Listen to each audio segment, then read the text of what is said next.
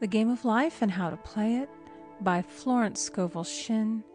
Chapter 3, The Power of the Word. By thy words thou shalt be justified, and by thy words thou shalt be condemned. A person knowing the power of the word becomes very careful of his conversation. He has only to watch the reaction of his words to know that they do not return void. Through his spoken word, man is continually making laws for himself. I knew a man who said, "I always miss a car. It invariably pulls out just as I arrive." His daughter said, "I always catch a car. It's sure to come just as I get there." This occurred for years. Each had made a separate law for himself, one of failure, one of success. This is the psychology of superstitions.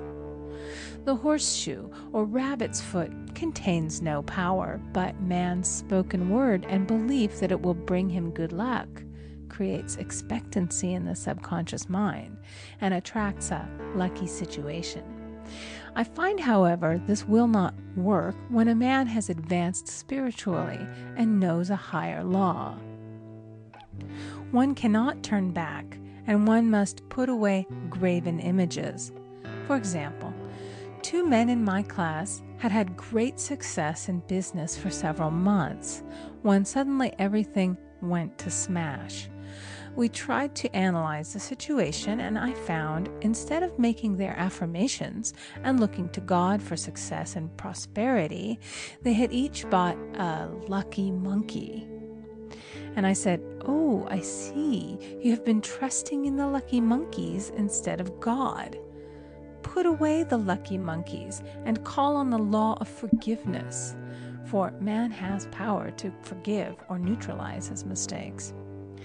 They decided to throw the lucky monkeys down a coal hole, and all went well again.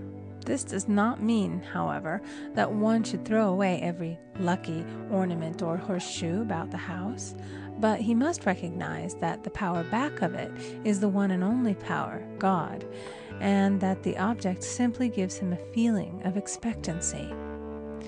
I was with a friend one day who was in deep despair. In crossing the street, she picked up a horseshoe. Immediately, she was filled with joy and hope. She said God had sent her the horseshoe in order to keep up her courage. It was indeed, at that moment, about the only thing that could have registered in her consciousness. Her hope became faith, and she ultimately made a wonderful demonstration. I wish to make the point clear that the men previously mentioned they were depending on the monkeys alone, while this woman recognized the power back of the horseshoe. I know in my own case it took a long while to get out of a belief that a certain thing brought disappointment. If the thing happened, disappointment invariably followed. I found the only way I could make a change in the subconscious was by asserting, there are not 2 powers, there is only one power, God. Therefore, there are no disappointments, and this means a happy surprise. I noticed a change at once, and happy surprises commenced coming my way. I have a friend who said nothing could induce her to walk under a ladder. I said, "If you are afraid, you are giving into a belief in 2 powers, good and evil, instead of one. As God is absolute, there can be no opposing power unless man makes the false of evil for himself. To show you believe in only one power, God, and that there is no power or reality in evil, walk under the next ladder you see." Soon after, she went to her bank. She wished to open her box in the safety deposit vault, and there stood a ladder on her pathway. It was impossible to reach the box without passing under the ladder. She quailed with fear and turned back. She could not face the lion on her pathway. However, when she reached the street, my words rang in her ears, and she decided to turn and walk under it. It was a big moment in her life, for ladders had held her in bondage for years. She retraced her steps to the vault, and the ladder was no longer there. This so often happens. If one is willing to do a thing that he is afraid to do, he does not have to. It is the law of non-resistance, which is so little understood. Someone has said that courage contains genius and magic. Face a situation fearlessly, and there is no situation to face. It falls away of its own weight. The explanation is that fear attracted the ladder on the woman's pathway, and fearlessness removed it.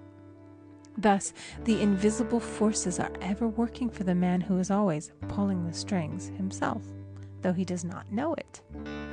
Owing to the vibratory power of words, whatever man voices, he begins to attract.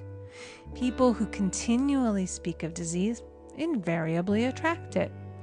After man knows the truth, he cannot be too careful of his words. For example, I have a friend who often says on the phone, "Do come to see me and have a fine old-fashioned chat."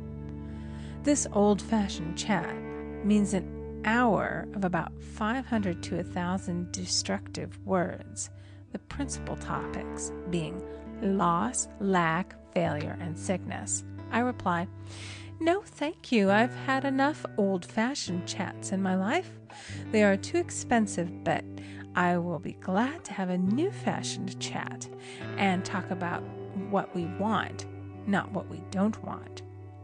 There is an old saying that man only dares to use his words for three purposes: to heal, bless, or prosper. What man says of others will be said of him, and what he wishes for another he is wishing for himself.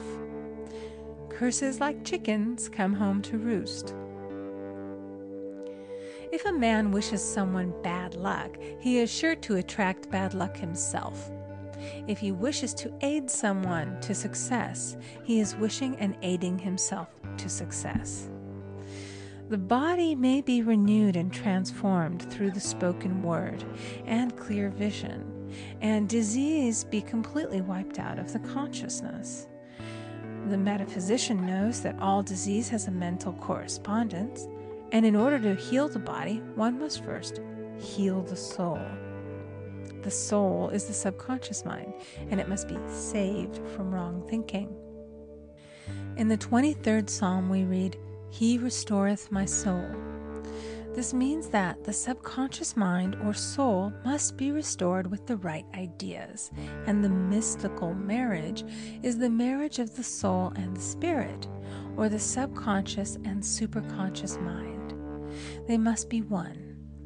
When the subconscious is flooded with the perfect ideas of the superconscious, God and man are one. I and the Father are one. That is, he is one with the realm of perfect ideas.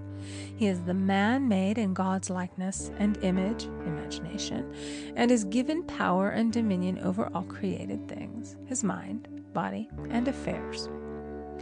It is safe to say that all sickness and unhappiness come from the violation of the law of love. A new commandment I give unto you, love one another. And in the game of life, love or goodwill takes every trick. For example, a woman I know had, for years, an appearance of a terrible skin disease. The doctors told her it was incurable, and she was in despair. She was on the stage, and she feared she would soon have to give up her profession, and she had no other means of support.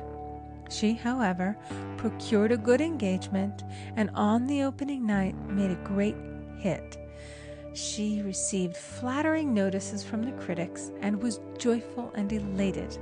The next day she received a notice of dismissal. A man in the cast had been jealous of her success and had caused her to be sent away.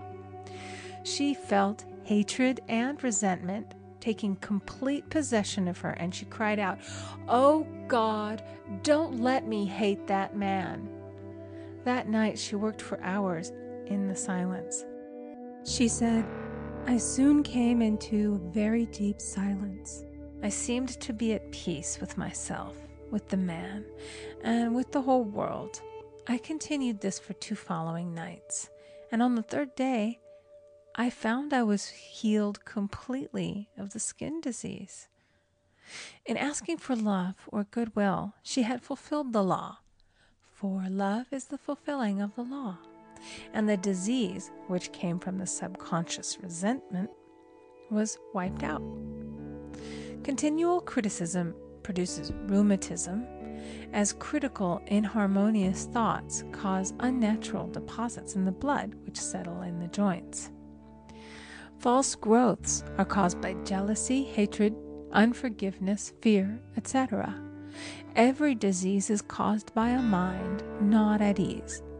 I said once in my class, there is no use asking anyone, "What's the matter with you?" We might as well just say, "Who's the matter with you?" Unforgiveness is the most prolific cause of disease. It will harden arteries or liver and affect the eyesight. In its train are endless ills. I called on a woman one day who said she was ill from having eaten a poisoned oyster. I replied, "Oh no, the oyster was harmless. You poisoned the oyster. What's the matter with you?" She answered, "Oh, about 19 people." She had quarreled with 19 people and had become so inharmonious that she attracted the wrong oyster. Any inharmony on the external indicates there is mental inharmony. As the within, so the without. Man's only enemies are within himself, and a man's foes shall be they of his own household. Personality is one of the last enemies to be overcome, as this planet is taking its initiation in love. It was Christ's message, peace on earth, goodwill toward man. The enlightened man, therefore, endeavors to perfect himself upon his neighbor. His work is within himself, to send out goodwill and blessings to every man, and the marvelous thing is that if one blesses a man, he has no power to harm him. For example, a man came to me asking him to treat for success in business. He was selling machinery, and a rival appeared on the scene with what he proclaimed was a better machine, and my friend feared defeat. I said, "First of all, we must wipe out all fear, and know that God protects your interests, and that the divine idea must come out of the situation. That is, the right machine will be sold by the right man to the right man." And I added, "Don't hold one critical thought toward that man. Bless him all day and be willing not to sell your machine if it isn't the divine idea." So he went to the meeting, fearless and non-resistant, and blessing the other man.